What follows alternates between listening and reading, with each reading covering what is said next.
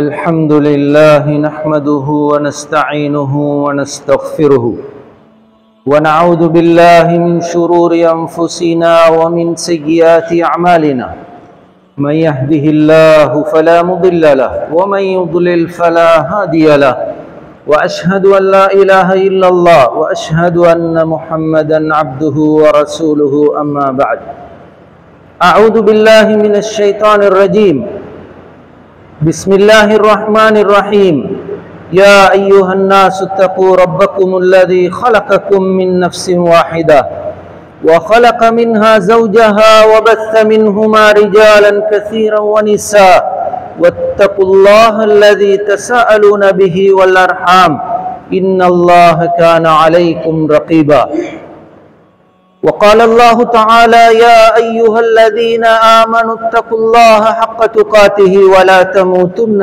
إلا وأنتم مسلمون وقال الله تعالى يا أيها الذين آمنوا اتقوا الله وقولوا قولا سديدا يصلح لكم أعمالكم ويغفر لكم ذنوبكم ومن يطع الله ورسوله فقد فاز فوزا عظيما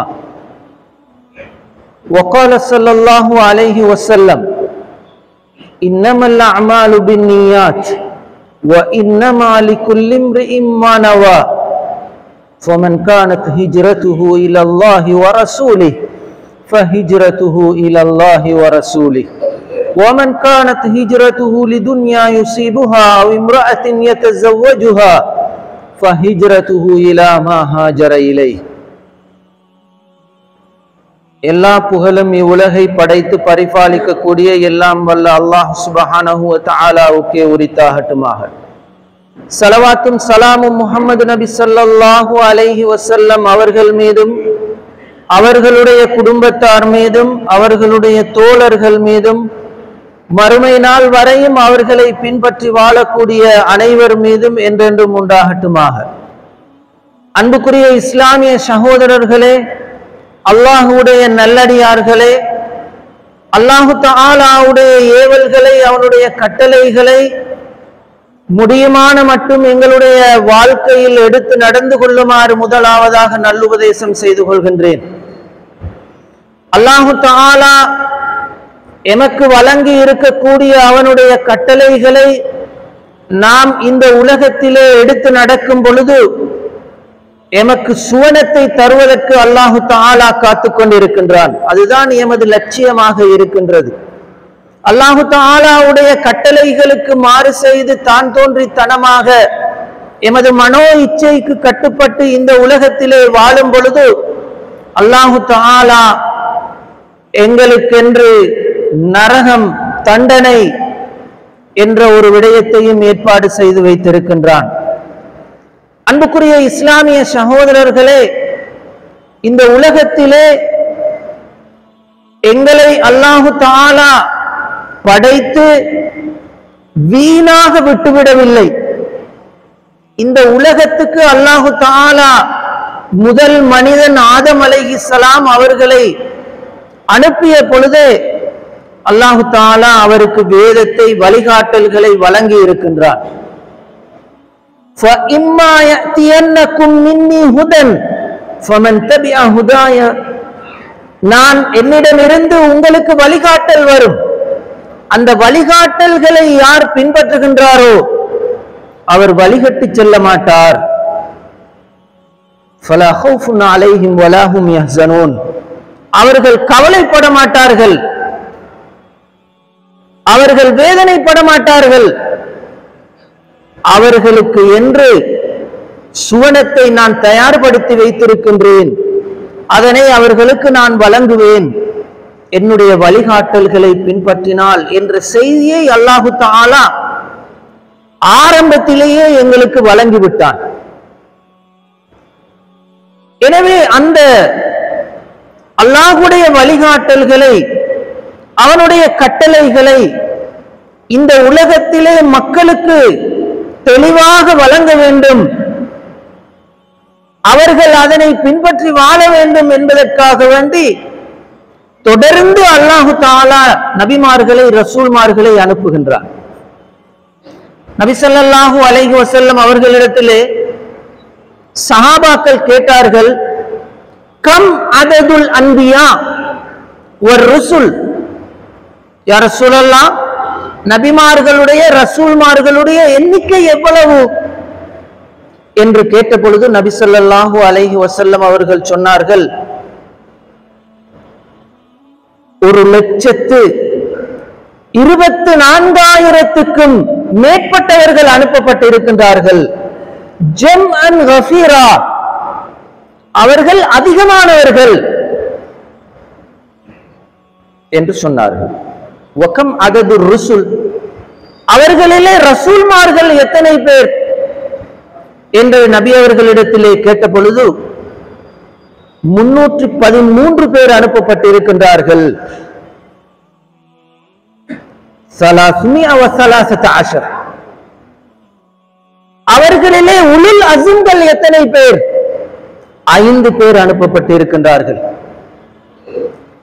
இந்த நபிமார்களில் எல்லாம் அல்லாஹு தஆலா 25 பேர்களுடைய பெயர்களை அல் குர்ஆனிலே சொல்லி காட்டுகின்றார்.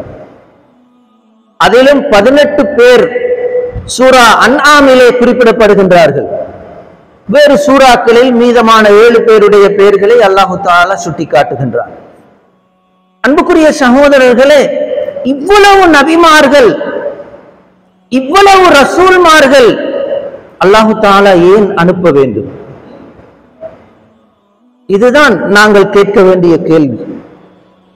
1,00,000க்கும் மேற்பட்ட நபிமார்கள், ஆதம் அலைஹிஸ்ஸலாம் அவர்கள் தொடக்கம், அவர்களுக்கு பின்னால் இத்ரீஸ் அலைஹிஸ்ஸலாம், நூஹ் அலைஹிஸ்ஸலாம், சாலிஹ் அலைஹிஸ்ஸலாம், ஹூத் அலைஹிஸ்ஸலாம்.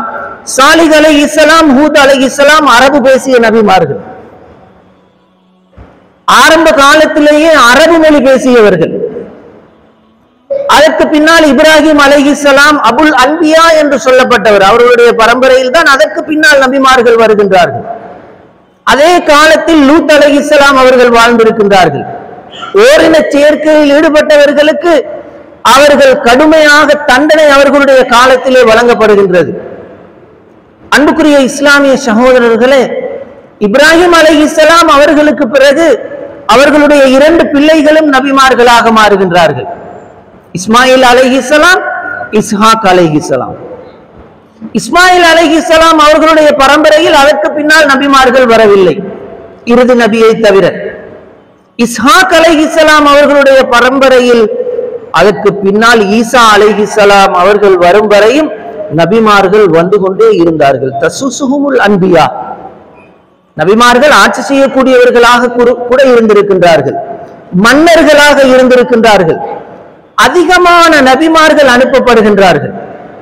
யாக்கூப் அலைஹிஸ்ஸலாம், இஸ்ஹாக் அலைஹிஸ்ஸலாம் அவர்களுடைய மகன், அவர்களும் நபியாக மாறுகின்றார்கள், நபியாக அனுப்பப்படுகின்றார்கள். அவர்களுடைய மகன் யூசுப் அலைஹிஸ்ஸலாம் அவர்களும் நபியாக அனுப்பப்படுகின்றார்கள். அவர்களுக்கு பின்னால் அய்யூப் அலைஹிஸ்ஸலாம், யூனுஸ் அலைஹிஸ்ஸலாம், அல் யஸஉ அலைஹிஸ்ஸலாம், துல்கிஃபில் அலைஹிஸ்ஸலாம், யூனுஸ் அலைஹிஸ்ஸலாம், இப்படி நபிமார்கள் அனுப்பப்படுகின்றார்கள். அதன் தொடரிலே தான் மூசா அலைஹிஸ்ஸலாம் அவர்கள் வருகின்றார்கள். பனு இஸ்ராயில், இஸ்ராயில் என்றால் யாக்கூப் அலைஹிஸ்ஸலாம் அவர்களுடைய இன்னொரு பெயர். அவர்களுடைய பரம்பரையில் வந்தவர்கள் எல்லாம் பனு இஸ்ராயில். யா பனி இஸ்ராயில், யா பனி இஸ்ராயில் என்று அதிகமாக அல் குர்ஆன் பேசுகின்றது. அந்த தொடரிலே மூசா அலைஹிஸ்ஸலாம் அவர்களும் ஹாரூன் அலைஹிஸ்ஸலாம் அவர்களும் அனுப்பப்படுகின்றார்கள் ஒரே காலத்தில். அதே காலத்தில் ஷுஐப் அலைஹிஸ்ஸலாம் அவர்கள் வாழ்கின்றார்கள். அவர்களுடைய மகளைத்தான் மூசா அலைஹிஸ்ஸலாம் அவர்கள் திருமணம் முடிக்கின்றார்கள். அதற்கு பின்னால் மூசா அலைஹிஸ்ஸலாம் அவர்கள் மரணித்து விடுகின்றார்கள். கடைசியாக அந்த பரம்பரையில் ஈசா அலைஹிஸ்ஸலாம் அவர்கள் அனுப்பப்படுகின்றார்கள். அவரைத்தான் மசீஹ் என்றும் அல் குர்ஆன் சொல்லுகின்றது. 25 இடங்களில் அவருடைய பெயரை குறிப்பிட்டு அல் குர்ஆன் பேசுகின்றது. அவர்களுடைய தாய் மரியம், அவர்களுடைய தாய் மரியம் அலைஹிஸ்ஸலாம் அவர் நபிமார்களுக்கு அல்லாஹு தஆலா வஹியை அருளுவது போன்று மலக்குமார்கள் வந்து அவரோடு பேசி இருக்கின்றார்கள். ஆனால் அவர் நபியாக அனுப்பப்படவில்லை. பெண்களை அல்லாஹு தாலா நபியாக அனுப்பவில்லை. மரியம் அலைஹிஸ்ஸலாம் அவர்களிடத்திலே ஜிப்ரீல் அலைஹிஸ்ஸலாம் அவர்கள் வந்து, உங்களுக்கு ஒரு குழந்தையை அல்லாஹு தாலா வழங்க போகின்றான் என்று சொல்கின்றார்கள். எனக்கு மஸ்ஸனி அர்ரிஜால் அஸ்ஸக்கர், ஆண்கள் யாருமே என்னை தொட்டது கிடையாது, என்னை நெருங்கியது கிடையாது, நான் திருமணம் முடிக்கவில்லை, எனக்கு எப்படி ஒரு குழந்தை பிறக்கும் என்று அவர்கள் கேட்கின்றார்கள். ஹாதா கதருல்லாஹ், இதுதான் அல்லாஹ்வுடைய கதிர், இது அல்லாஹ்வுடைய திட்டம். அல்லாஹு தஆலா இப்படி ஒரு பிள்ளையை பிறக்கச் செய்ய போகின்றான் என்ற செய்தியை அந்த ஜிப்ரீல் அலைஹிஸ்ஸலாம் அவர்கள் சொல்கின்றார்கள். மரியம் அலைஹிஸ்ஸலாம் அவர்கள் கருவுறுகின்றார்கள். அல்லாஹ்வுடைய ரூஹ் அவருக்கு ஊதப்படுகின்றது, அல்லாஹு தஆலாவுடைய ரூஹ். எனவேதான் ஈசா அலைஹிஸ்ஸலாம் அவர்களுக்கு ரூஹுல்லா, அல்லாஹ்வுடைய உயிர் என்று சொல்லப்படும் ஒரு சிறப்பு பெயர். அந்த ஈசா அலைஹிஸ்ஸலாம் அவர்கள் தான் பிறந்த உடனே பேசுகின்றார்கள். மரியம் அலைஹிஸ்ஸலாம் அவர்களை மக்கள் சந்தேகிக்கின்றார்கள். அப்பொழுது வாழ்ந்த யூதர்கள், மூசா அலைஹிஸ்ஸலாம் அவர்களை பின்பற்றியவர்கள், வலது ஜினா என்று சொன்னார்கள். இந்த பிள்ளை பிறந்தது ஜினாவினால் என்று சொன்னார்கள். மரியம் அலைஹிஸ்ஸலாம் அவர்களுக்கு அல்லாஹு தஆலாவுடைய கட்டளை, நீங்கள் பேசக்கூடாது, மௌனமாக இருக்க வேண்டும். அவர்கள் பேசவில்லை. தன்னுடைய பிள்ளையை சுட்டிக்காட்டினார்கள். அந்த பிள்ளையிடத்தில் கேளுங்கள், அவர் சொல்லுவார், அவர் பேசுவார். சிறிய குழந்தை எப்படி பேசும்? அது பேசும். சுட்டிக்காட்டினார்கள். எனவே அந்த குழந்தை பேசியது. இஸ்லாமிய வரலாற்றில் இப்படி 3 குழந்தைகள் பேசி இருக்கின்றன. அதில் ஈசா அலைஹிஸ்ஸலாம் அவர்கள் ஒருவர். அவர் சொன்னார், இன்னி அப்துல்லா, நான் அல்லாஹ்வுடைய அடிமை, எனக்கு அல்லாஹு தஆலா வேதத்தை தந்திருக்கின்றார், ஞானத்தை தந்திருக்கின்றார், எனக்கு இன்ஜீல் வேதமாக தரப்பட்டு இருக்கின்றது, தௌராத்தையும் அல்லாஹு தஆலா எனக்கு கற்றுத் தந்திருக்கின்றான், என்னை நபியாக நன்மாராயம் கூறக்கூடியவராக அல்லாஹு தஆலா அனுப்பி இருக்கின்றான் என்று ஈசா அலைஹிஸ்ஸலாம் அவர்கள், அந்த குழந்தை, பிறந்த குழந்தை பேசுகின்றது. ஈசா அலைஹிஸ்ஸலாம் அவர்களை ஒரு அத்தாட்சியாக, ஒரு அற்புதமாக அல்லாஹு தஆலா இந்த உலகத்துக்கு அனுப்புகின்றான். ஈசா அலைஹிஸ்ஸலாம் அவர்களுடைய காலத்திலே அவர்கள் கிட்டத்தட்ட ஒரு 33 வருடங்கள் வாழ்ந்தார்கள். அவர்களுடைய அந்த காலத்திலே சொற்ப பேர், மிக குறைந்த அளவினர் இஸ்லாத்தை ஏற்றுக்கொண்டார்கள். அவர்களுக்கு ஹவாரியூன் என்று சொல்லப்படும். மன் அன்சாரி இலல்லாஹ், என்னுடைய தோழர்கள் யார் அல்லாஹ்வுக்காக வேண்டி என்று கேட்டார். காலல் ஹவாரியூன நஹ்னு அன்சாருல்லாஹ், ஹவாரியூன்கள் சொன்னார்கள், நாங்கள் தான் உங்களுடைய தோழர்கள். அந்த ஹவாரியூன்களுக்கு அவர்களுக்குத்தான் தெரியும் ஈசா அலைஹிஸ்ஸலாம் அவர்களுடைய உண்மையான வேதம், உண்மையான இன்ஜீல், அதனுடைய செய்தி என்ன என்பது அவர்களுக்குத்தான் தெரியும். என்றாலும் சில வருடங்கள் சென்றதன் பின்னால் ஈசா அலைஹிஸ்ஸலாம் அவர்களுக்கு பின்னால் அவர்களுடைய மார்க்கம் மாற்றம் அடைகின்றது, மாற்றப்படுகின்றது. துர்தூஸ் என்று சொல்லக்கூடிய ஒருவர் வந்து கிறிஸ்தவ வேதத்தில், கிறிஸ்தவ அந்த மார்க்க அனுஷ்டானங்களில், கிரியைகளில் மாற்றங்களை ஏற்படுத்துகின்றார். ஈசா அலைஹிஸ்ஸலாம் அவர்கள் கடைசியாக அவருடைய ஹவாரியூன்களுக்கு போதனை செய்து கொண்டிருக்கும் பொழுது யூதர்கள் வருகின்றார்கள் அவர்களை கொலை செய்வதற்கு. யூதர்களுடைய பழக்கம் நபிமார்களை கொலை செய்வது.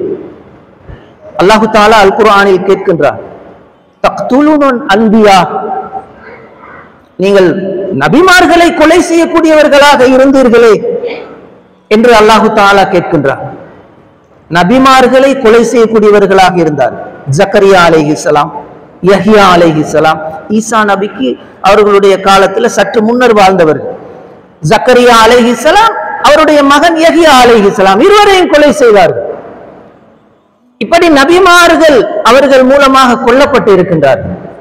ஈசா அலைஹிஸ்ஸலாம் அவர்களிடத்தில் வந்த பொழுது ஈசா அலைஹிஸ்ஸலாம் அவர்கள் கொல்லப்படக்கூடாது, அல்லாஹுடைய திட்டம். எனவே அல்லாஹு தஆலா ஈசா அலைஹிஸ்ஸலாம் அவர்களை உயர்த்துகின்றார், விண்ணுக்கு உயர்த்துகின்றார். வமா கதலூஹு வமா ஸலபூஹு வலாக்கின் ஷுப்பிஹ லஹு. அல் குர்ஆன் சொல்லுகின்றது, வமா கதலூஹு வமா ஸலபூஹு வலாக்கின் ஷுப்பிஹ லஹு. ஈசா அலைஹிஸ்ஸலாம் அவர்களை போன்று ஒருவர் அவர்களுக்கு காட்டப்படுகின்றார். அவரை பிடித்துக் கொள்கின்றார்கள், அவரைத்தான் சிலுவையில் அடைகின்றார்கள். சிலுவை இல்லை என்றால் கிறிஸ்தவம் இல்லை என்று சொல்வார்கள் அவர்கள். ஏனென்றால் ஈசா அலைஹிஸ்ஸலாம் அவர்கள் கொல்லப்பட்டதன் பின்னால் அவர்கள் சிலுவையில் அறையப்படுகின்றார்கள், அவர்கள் சிலுவையை சுமக்கின்றார்கள், அவர்கள் சிலுவையில் அறையப்படுகின்றார்கள், பின்னால் தான் மரணிக்கின்றார்கள் என்று ஒரு கதையை அவர்கள் சொல்கின்றார்கள். ஏன் தெரியுமா? ஆதம் அலைஹிஸ்ஸலாம் அவர்கள் தவறு செய்து விட்டார்கள். என்ன தவறு செய்தார்கள்? அல்லாஹு தஆலா தடுத்த கனியை சாப்பிட்டு விட்டார்கள். எனவே அந்த பாவத்தை நீக்க வேண்டும். மக்கள் எல்லாம் அந்த பாவத்தை சுமந்திருக்கின்றார்கள். அந்த பாவத்தை நீக்குவதற்காக வேண்டித்தான் ஈசா அலைஹிஸ்ஸலாம் அவர்கள் அனுப்பப்பட்டு இருக்கின்றார்கள். அவர்கள் சிலுவையை சுமந்து சிலுவையில் அறையப்பட்டு அந்த பாவத்தை மக்களில் இருந்து துடைக்கின்றார்கள். இதுதான் அவர்களுடைய அகீதா, நம்பிக்கை கோட்பாடு. இதனை தகர்த்தெறிகின்றது அல் குர்ஆன். பிழை என்று சொல்கின்றது. ஈசா அலைஹிஸ்ஸலாம் அவர்கள் கொலை செய்யப்படவில்லை, சிலுவையில் அறையப்படவும் இல்லை. அவரை போன்று ஒருவரைத்தான் நீங்கள் சிலுவையில் அறைந்தீர்கள். நபி ஸல்லல்லாஹு அலைஹி வஸல்லம் அவர்கள் நபியாக அனுப்பப்படுகின்றார்கள் 571 வருடங்களின் பின்னால். ஈசா அலைஹிஸ்ஸலாம் அவர்களுக்கு பிறகு 571 வருடங்களின் பின்னால் நபி ஸல்லல்லாஹு அலைஹி வஸல்லம் அவர்கள் வருகின்றார்கள். 40வது வயதில் அவருக்கு நுபுவத் கிடைக்கின்றது. அவருக்கு அல் குர்ஆன் அருளப்படுகின்றது. அவர் சொல்கின்றார், ஈசா அலைஹிஸ்ஸலாம் அவர் ஒரு நபி, அவர் ஒரு இலாஹ் அல்ல, அவர் ஒரு கடவுள் அல்ல. அப்பொழுது கிறிஸ்தவர்கள் சொல்லிக் கொண்டு இருந்தார்கள். நபி அவர்களுடைய காலத்தில் இந்த கருத்தை, இந்த கொள்கையை, கோட்பாட்டை அவர்கள் உருவாக்கி விட்டார்கள். ஈசா அலைஹிஸ்ஸலாம் அவர்களுக்கு பிறகு நபி அவர்கள் பிறப்பதற்கு முன்னாலேயே இந்த கோட்பாட்டை உருவாக்கி விட்டார்கள். ஈசா இலாஹ், இப்னுல்லாஹ் என்று சொன்னார்கள். ஈசா இருக்கின்றாரே அவர்தான் அல்லாஹ். ஈசா இருக்கின்றாரே அவர் அல்லாஹ்வுடைய மகன். மரியம் இருக்கின்றாரே அவருடைய தாய், அவரும் இலாஹ். சாலிசு சலாசா என்று சொன்னார்கள். மூவரும் கடவுள்கள் தான். ஈசா அலைஹிஸ்ஸலாம் வந்து நான் தான் அப்துல்லா என்று சொல்கின்றார்கள், அல்லாஹ்வுடைய அடிமை, அல்லாஹ்வைத்தான் நீங்கள் வணங்க வேண்டும் என்று சொல்கின்றார்கள். இவை அனைத்தையும் மாற்றி திரிவுபடுத்தி தஹ்ரீஃப், மார்க்கத்தையே அடுத்த பக்கம் புரட்டி விடுகின்றார்கள். இப்படி ஒரு புதிய கொள்கையை அவர்களுடைய அறிஞர்கள் உருவாக்கி விடுகின்றார்கள். நபி ஸல்லல்லாஹு அலைஹி வஸல்லம் அவர்கள் வந்து இந்த அல் குர்ஆன் மூலமாக அதனை தெளிவுபடுத்துகின்றார்கள். அதி இப்னு ஹாத்திம் என்று ஒருவர் வருகின்றார், அப்துஸ்ஸலாம் என்று ஒருவர் வருகின்றார். இவர்கள் கிறிஸ்தவர்கள் நபி அவர்களுடைய காலத்தில். ஆனால் அறிஞர்கள், பாதிரிகள், ருஹ்பான்கள் நபி அவர்களிடத்திலே வருகின்றார்கள். நபி அவர்கள் சொல்கின்றார்கள், ஈசா கடவுள் இல்லை, அல்லாஹ்வுடைய மகனும் இல்லை, மரியம் கடவுள் இல்லை, அல்லாஹ்வை தான் வணங்க வேண்டும், அல்லாஹ் தான் இலாஹ், லா இலாஹ இல்லல்லாஹ் என்ற செய்தியை சொல்கின்றார்கள். அல் குர்ஆன் சொல்லக்கூடிய வாதங்களை முன்வைக்கின்றார்கள். யா அஹ்லல் கிதாப் தஆலு இலா கலிமத்தின் ஸவாஇன் பைனனா வ பைனக்கும் அல்லா நஅபுத இல்லல்லாஹ். உங்களுக்கும் எங்களுக்கும் இடையில் இருக்கக்கூடிய ஒரே கருத்து என்ன தெரியுமா? லா இலாஹ இல்லல்லாஹ், அல்லாஹுவை தவிர வணக்கத்துக்குரியவன் வேறு யாரும் கிடையாது. வாருங்கள், அந்த கலிமாவின் பக்கம் நீங்கள் வாருங்கள் என்று அவர்களை அழைக்கின்றார்கள். குர்ஆன் ஒரு இடத்திலே சொல்கின்றது, கிறிஸ்தவர்கள் அவர்களுடைய பாதிரிமார்களை தெய்வங்களாக எடுத்துக்கொண்டார்கள். இத்தஹது அஹ்பாரஹும் வ ருஹ்பானஹும் அர்பாபம் மின் தூனில்லாஹ். அல்லாஹுவை அன்றி அவர்களுடைய பாதிரிமார்களை அவர்கள் கடவுள்களாக்கி கொண்டார்கள். அதீ இப்னு ஹாத்திம் ரலியல்லாஹு அன்ஹு அவர்கள் பின்னர் இஸ்லாத்தை ஏற்றுக்கொண்டார். அவர் சொல்கின்றார், யா ரசூலல்லாஹ், மா நத்தஹிதுஹும் இலாஹன் ஆலிஹத்தன். நாங்கள் ஒருபோதும் எங்களுடைய பாதிரிமார்களை கடவுள்களாக நாங்கள் எடுக்கவில்லையே என்று சொல்கின்றார். நபி அவர்கள் சொன்னார்கள், அவர்கள் உங்களுக்கு மார்க்கத்தில் ஒரு விடயத்தை ஹராம் என்று சொன்னால் வேதத்தில் இல்லாவிட்டாலும் நீங்கள் ஹராம் என்று ஏற்றுக்கொள்வீர்களா இல்லையா? நாம், ஆம். அவர்கள் உங்களுக்கு ஒரு விடயத்தை ஹலால் என்று சொன்னால் உங்களுடைய வேதத்தில் இருக்கின்றதா இல்லையா என்று நீங்கள் பார்க்காமல் அதனை நீங்கள் ஹலால் என்று ஏற்றுக்கொள்வீர்களா இல்லையா? நாம், ஆம். இதுதான் அவர்களை வணங்குவது என்பது, இதுதான் அவர்களை நீங்கள் இலாஹ் என்று ஏற்றுக்கொள்வது என்பது என்று நபி ஸல்லல்லாஹு அலைஹி வஸல்லம் அவர்கள் சொன்னார்கள். நபி அவர்களுடைய காலத்திலே ஈசா அலைஹிஸ்ஸலாம் அவர்களுடைய தூய்மையான மார்க்கத்தை ஏற்றுக்கொண்டவர்கள் இஸ்லாத்தையும் ஏற்றுக்கொண்டார்கள். அவர்களுக்கு தான் ஹுனஃபா, ஹனீஃப்கள் என்று சொல்லப்படும். அவர்கள் இஸ்லாத்தை ஏற்றுக்கொண்டார்கள். இன்றைய காலத்திலும் தூய்மையான அந்த இஞ்சிலில் இருக்கக்கூடிய செய்திகளை ஏற்றுக்கொண்டு பல கிறிஸ்தவர்கள் இஸ்லாத்தை நோக்கி வருவதை நாங்கள் பார்க்கின்றோம். அன்புக்குரிய இஸ்லாமிய சகோதரர்களே, அல் குர்ஆனிலே அல்லாஹு தஆலா யூதர்களுடைய கிறிஸ்தவர்களுடைய சிஃபாத்துகளை சொல்கின்றான். அந்த யூதர்கள் கிறிஸ்தவர்கள் இப்படித்தான் இருப்பார்கள், நீங்கள் அப்படி இருந்து விடாதீர்கள். எங்களுக்கு எச்சரிக்கை செய்கின்றான் அல்லாஹு தஆலா. யூதர்களுடைய பண்புகள் எங்களிடம் வரக்கூடாது, கிறிஸ்தவர்களுடைய பண்புகள் எங்களிடம் வரக்கூடாது. ஒவ்வொரு நாளும் நாம் சூரத்துல் ஃபாத்திஹா ஓதுகின்றோம். அதிலே இறுதியாக கைரில் மக்தூபி அலைஹிம் வலல்லாலீன் என்ற ஒரு தொடர் வருகின்றது. கடைசி ஆயத் என்ன சொல்கின்றோம்? யா அல்லாஹ், நீ கோபப்பட்டாயே, அவர்களோடு எங்களை சேர்த்து விடாதே. யா அல்லாஹ், வழிகட்டு சென்றார்களே, அவர்களோடு எங்களை சேர்த்து விடாதே என்ற ஒரு செய்தி வருகின்றது. அந்த வசனத்திலே அல்லாஹு தஆலா யாரை குறிப்பிடுகின்றான் என்று சஹாபாக்கள் நபி அவர்களிடத்திலே கேட்கின்றார்கள். நபி அவர்கள் சொன்னார்கள், அல் யஹூது வன் நஸாரா. யூதர்கள் இருக்கின்றார்களே, அல்லாஹு தஆலாவுடைய கோபத்திற்கு உட்பட்டவர்கள். அதிகமாக அல்லாஹ்வுடைய அருட்கொடைகள் அவர்களுக்கு வழங்கப்பட்டு அனைத்தையும் புறக்கணித்தார்கள்.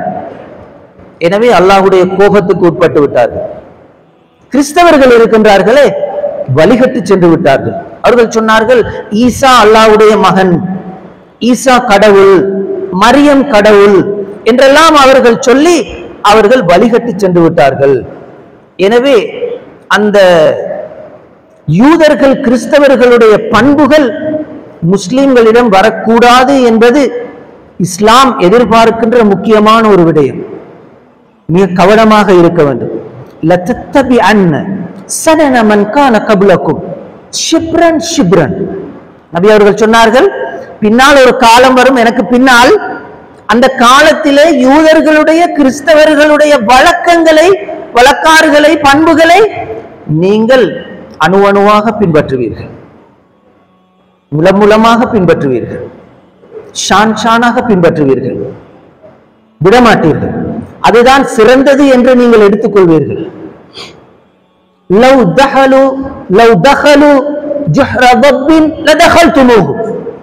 அவர்கள் ஒரு உடும்பினுடைய பொந்தில் நுழைந்தாலும் அதிலும் நீங்கள் நுழைய பார்ப்பீர்கள், அவ்வளவு பின்பற்றுவீர்கள் என்று சொல்கின்றார்கள் நபி ஸல்லல்லாஹு அலைஹி வஸல்லம் அவர்கள். எனவே யூதர்கள் கிறிஸ்தவர்களுடைய விடயத்திலே நாம் கவனமாக இருக்க வேண்டும். அவர்கள் ஒன்றை அறிமுகப்படுத்துகின்றார்கள் என்று சொன்னால் அது உண்மையில் எங்களுடைய வெற்றிக்காக அல்ல, எங்களுடைய லட்சியத்தை அடைய முடியாது. அவர்களை பின்பற்றி யூதர்களை கிறிஸ்தவர்களை பார்த்து இன்று முடிவெட்டக்கூடியவர்கள் இருக்கின்றார்கள், ஆடை அணியக்கூடியவர்கள் இருக்கின்றார்கள், முஸ்லிம்களில் இருக்கின்றார்கள், திருமணம் நடத்தக்கூடியவர்கள் இருக்கின்றார்கள், பிறந்த நாள் கொண்டாடக்கூடியவர்கள் இருக்கின்றார்கள். யூதர்களுடைய கிறிஸ்தவர்களுடைய வழக்கம் கிறிஸ்துமஸ். ஈசா அலைஹிஸ்ஸலாம் அவர்கள் டிசம்பர் 25 தான் பிறந்தார்கள் என்பதற்கு எந்த ஆதாரமும் கிடையாது. இஞ்சிலிலும் கிடையாது, அல் குர்ஆனிலும் கிடையாது, இஞ்சிலில் கூட கிடையாது. ஈசா அலைஹிஸ்ஸலாம் அவர்கள் டிசம்பர் 25 தான் பிறந்தார்கள் என்பதற்கு எந்த ஆதாரமும் கிடையாது. இது பின்னால் பிற்பட்ட காலத்தில் 18, 19ஆம் நூற்றாண்டுகளில் உருவாக்கப்பட்ட ஒரு கருத்து. கிறிஸ்துமஸ் மரம் அது யூதர்களுடைய ஒரு திட்டம், யூதர்கள் அறிமுகப்படுத்தியது. கிறிஸ்தவர்களுடைய மதத்தை திரிவுபடுத்த வேண்டும் என்பதற்காக வேண்டி யூதர்கள் அறிமுகப்படுத்தியது.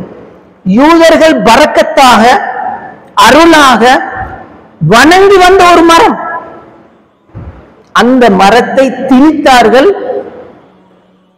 கிறிஸ்தவர்கள். இன்று முஸ்லிம்களும் அதனை ஒரு அடையாளமாக எடுத்திருக்கின்றார், வியாபாரத்துக்கு அடையாளமாக. அல்லாஹ் பாதுகாக்க வேண்டும்.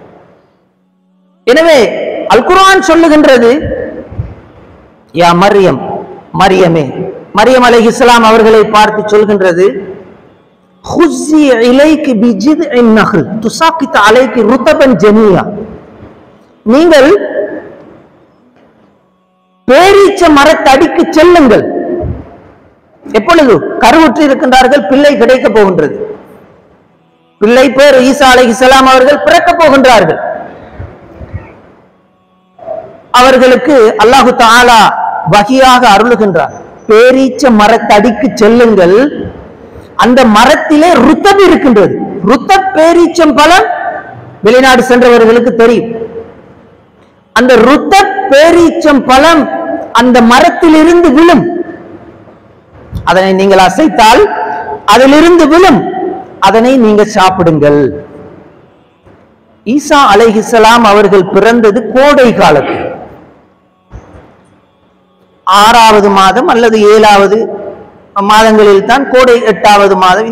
இந்த காலத்தில் தான் அரபு நாட்டிலே கோடை, கடும் சூடு. இந்த காலத்தில் தான் ஈசா அலைஹிஸ்ஸலாம் அவர்கள் பிறந்ததாக அல் குர்ஆன் சொல்லுகின்றது. தெளிவான ஆதாரம். டிசம்பர் 25 பிறந்ததற்கு எந்த ஆதாரமும் கிடையாது. எனவே அதுவும் திரிவுபடுத்தப்பட்ட ஒரு விடயம். இப்படி கிறிஸ்தவ மார்க்கம் என்பது இன்று முழுமையாக திரிவுபடுத்தப்பட்டிருக்கின்றது. நபி ஸல்லல்லாஹு அலைஹி வஸல்லம் அவர்களிடத்திலே வந்து சில நபித்தோழர்கள் யூதர்களுடைய கிறிஸ்தவர்களுடைய செய்திகளை சொல்வார்கள். அதற்கு இஸ்ராஈலியாத் என்று சொல்லப்படும். நபி அவர்கள் சொல்வார்கள், அது உண்மையிலேயே அவர்களுடைய வேதத்தில் இருக்கின்றதா இல்லையா என்பது எங்களுக்கு தெரியாது. ஃபலா துஸத்திகுஹும் வலா துகذிபுஹும், அது உண்மை பொய் என்று எங்களால் சொல்ல முடியாது. ஏனென்றால் அந்த வேதம் திரிவுபடுத்தப்பட்டு விட்டது. திரிவுபடுத்தப்படாமல் இருக்கக்கூடிய ஒரே வேதம் அல் குர்ஆன் மட்டும்தான். இன்னா நஹ்னு நஸ்ஸல்னா ذிக்ர வ இன்னா லஹு லஹாஃபிதுன். இந்த வேதத்தை நாங்கள் அருளி இருக்கின்றோம், மறுமை வரையும் நாங்கள் இதனை பாதுகாப்போம். முஸ்லிம்களில் எத்தனையோ பேர் ஹதீஸில் விளையாடி இருக்கின்றார்கள். முஸ்லிம்களில் நபி அவர்களுக்கு பின்னால் ஹதீஸுகளை இட்டுக்கட்டி இருக்கின்றார்கள். முஸ்லிம்கள் எச்சரிக்கையாக இருக்க வேண்டும். மௌதுஆத் என்று சொல்லப்படும் பல இமாம்கள், இப்னு ஹஜர் போன்ற பல இமாம்கள், ஷாத்திபி போன்ற பல இமாம்கள், நவீன காலத்திலே நாசுருத்தீன் அல்பானி போன்ற பல அறிஞர்கள் நபி ஸல்லல்லாஹு அலைஹி வஸல்லம் அவர்கள் மீது இட்டுக்கட்டப்பட்ட ஹதீசுகளை தொகுத்திருக்கின்றார்கள். அது பள்ளிவாயல்கள் கூட விதிவிலக்கல்ல. அப்படியான மௌதுஆத்துக்கள் சொல்லப்படுகின்றன. முஸ்லிம்கள் எச்சரிக்கையாக இருக்க வேண்டும். நபி ஸல்லல்லாஹு அலைஹி வஸல்லம் அவர்கள் மீது இட்டுக்கட்டப்பட்டிருக்கின்றன. ஆனால் அல் குர்ஆன் இன்று வரையும் பாதுகாக்கப்பட்டிருக்கின்றது. அல் குர்ஆன் முத்தவாத்திர், தரம் கூடிய ராவிகள் மூலமாக அறிவிக்கப்பட்டு நபி அவர்களுடைய காலத்திலேயே குத்தாபுல் வஹி மூலமாக எழுதப்பட்டு விட்டது, தொகுக்கப்பட்டு விட்டது அல் குர்ஆன். ஆனால் இன்ஜீல் வேதம் ஈசா அலைஹிஸ்ஸலாம் அவர்களுடைய காலத்தில் எழுதப்படவில்லை. அவருக்கு பின்னால் பல 100 வருடங்களின் பின்னால் தான் அது தொகுக்கப்படுகின்றது. அல் குர்ஆன் நபி அவர்கள் உயிரோடு இருக்கும் பொழுது இரண்டு தடவைகள் ஜிப்ரீல் அலைஹிஸ்ஸலாம் அவர்கள் நேரடியாக நபி அவர்களிடத்தில் வந்து, ஸைத் இப்னு சாபித் ரலியல்லாஹு அன்ஹு அவர்கள் நபி தோழர், குத்தாபுல் வஹீன் தலைவர் பக்கத்தில் இருக்கின்றார். நபி அவர்கள் ஓதுகின்றார்கள், ஜிப்ரீல் அலைஹிஸ்ஸலாம் அவர்கள் சரி பார்க்கின்றார்கள். 2 தடவைகள் அல் குர்ஆன் தொகுக்கப்படுகின்றது. இறுதியாக அல் குர்ஆன் சூரத்துல் ஃபாத்திஹா முதலாவது அருளப்படவில்லை. அல் குர்ஆனில் முதலாவதாக சூரத்துல் ஃபாத்திஹா இருக்கின்றது. சூரா அலக் அது இடையில் இருக்கின்றது. சூரா நாஸ் இறுதியாக இருக்கின்றது. ஆனால் அது இறுதியாக அருளப்படவில்லை. ஜிப்ரீல் அலைஹிஸ்ஸலாம் அவர்கள் சொல்கின்றார்கள், யா முஹம்மத், இந்த சூரா இந்த இடத்தில் வர வேண்டும், இந்த ஆயத் இந்த இடத்தில் வர வேண்டும், இந்த சூரா இந்த சூராவுக்கு பின்னால் வர வேண்டும். ஒழுங்குபடுத்தி கொடுக்கின்றார்கள். இறுதியாக அந்த ஒழுங்கின் அடிப்படையில் எங்களுடைய கையில் இன்று வரையும் அல் குர்ஆன் ஒரு ஹரக்கத், ஒரு ஹர்ஃப், ஒரு நுக்தா, எந்த மாற்றமும் இல்லை. மறுமை வரையும் இது இப்படியே இருக்கும். இதனை யாராலும் மாற்ற முடியாது. வபுத்தன் வஹத்தன், மனனம் மூலமாகவும் பாதுகாக்கப்படுகின்றது, எழுத்து மூலமாகவும் அல் குர்ஆன் மறுமை வரையும் பாதுகாக்கப்பட்டுக் கொண்டே இருக்கும். மாற்ற முடியாது யாராலும் அல் குர்ஆனை மாற்ற. அதனால் அல் குர்ஆன் பாதுகாப்பாக இருப்பதுதான் இஸ்லாம் பாதுகாப்பாக இருக்கின்றது என்பதற்கு உத்தரவாதம். இல்லை என்றால் இஸ்லாத்திலும் மாற்றங்கள் ஏற்பட்டுவிடும், திரிவுகள் ஏற்பட்டுவிடும், கண்டுபிடிக்க முடியாது, உரைகள் கிடைக்காமல் போய்விடும். எங்களிடத்திலே இஸ்லாம் என்று ஏதாவது ஒன்றை யாராவது சொன்னால் நாங்கள் உடனடியாக பார்ப்போம், அல் குர்ஆனில் இருக்கின்றதா, சஹீஹான ஹதீசுகளில் இருக்கின்றதா, பார்த்து தெரிந்து கொள்வோம். இதுதான் இஸ்லாத்தினுடைய முக்கியமான சிறப்பம்சமாக இருக்கின்றது. அல்லாஹு தஆலா இஸ்லாத்தை தெளிவாக விளங்கி அதனை எங்களுடைய வாழ்க்கையில் எடுத்து நடப்பதற்கு அருள் புரிவானாக. சுவனத்தை லட்சியமாக கொண்ட முஸ்லிம்களாக இந்த உலகத்தில் வாழ்ந்து மரணிப்பதற்கு அருள் புரிவானாக, கபூல் செய்து கொள்வானாக. அக்கூலு கௌலி ஹாதா வ அஸ்தக்ஃபிருல்லாஹ லி வ லக்கும் வ லிஜமீஇல் முஸ்லிமீன் ஃபஸ்தக்ஃபிருஹு இன்னஹு ஹுவல் கஃபூருர் ரஹீம்.